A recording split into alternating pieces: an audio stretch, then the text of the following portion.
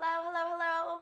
Welcome everyone to our second live broadcast here at the newly redesigned Greenopolis.com. I am Melissa McGinnis and I am in Boulder, Colorado today to introduce you to this hotshot over here, Ted Ning.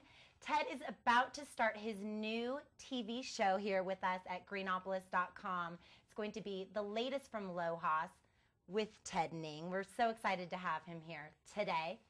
During this broadcast, if you have any questions for him, please email me at melissa@greenopolis.com and we will get your questions answered by Ted himself here.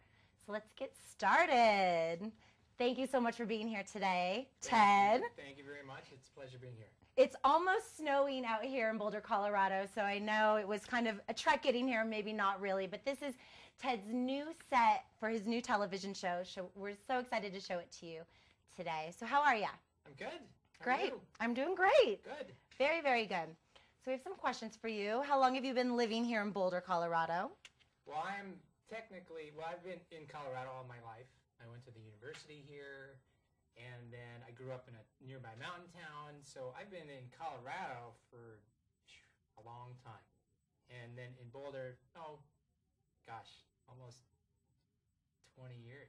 Wow. Yeah. Well, you're lucky. Boulder is a very, very special town. Yes, it's awesome. I love it here. It's a great town. If anyone who hasn't been here and needs a place to go on their vacation, great place. Okay, well, let's get down to some business here, Ted. Yeah. LOHAS. Yeah. What does it mean? What does it stand for? Please educate us a little bit about it. Absolutely. A lot of people, I get this question a lot. And LOHAS is an acronym for Lifestyles of Health and Sustainability. It is not a Hawaiian term or anything like that.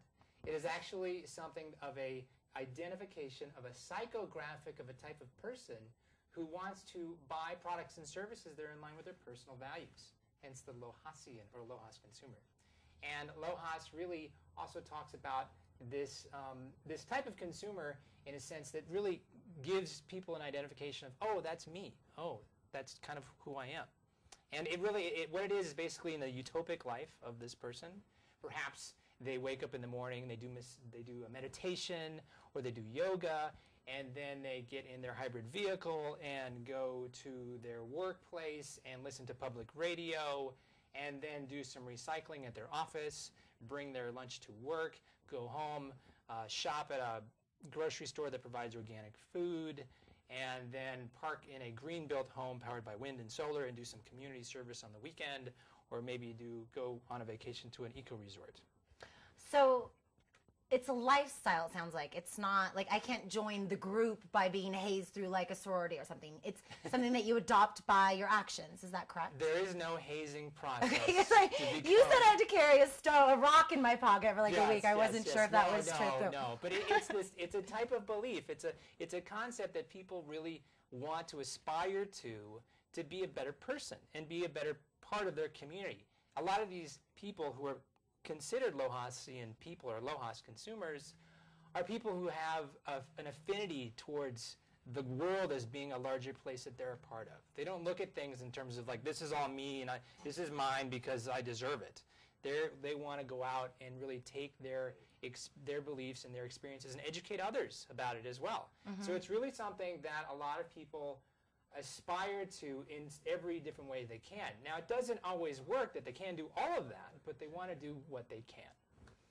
So how did this coined movement come to be? Where did this come from? I mean, I'm sure people were acting in this lifestyle before it was coined LOHAS. How did that movement start? That's an interesting question, and I get that a lot too. And what I've done through the research that I've found in exploring this is that this is an evolution in process. Really, the whole belief of being more than just myself and being part of a greater good really evolved within the United States during a time when the transcendentalistic movement occurred. This was a time when Emerson and Thoreau were writing about what they were doing. This was also when the Waldorf schools, were being developed and such.